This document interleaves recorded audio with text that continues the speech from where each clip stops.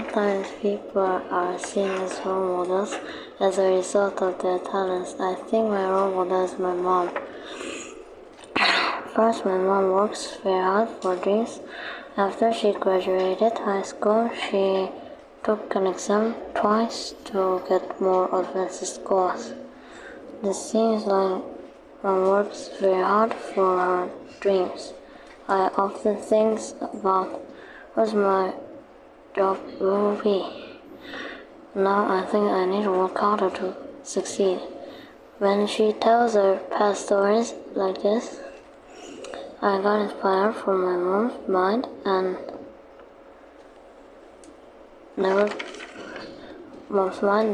quit when she met difficult situations.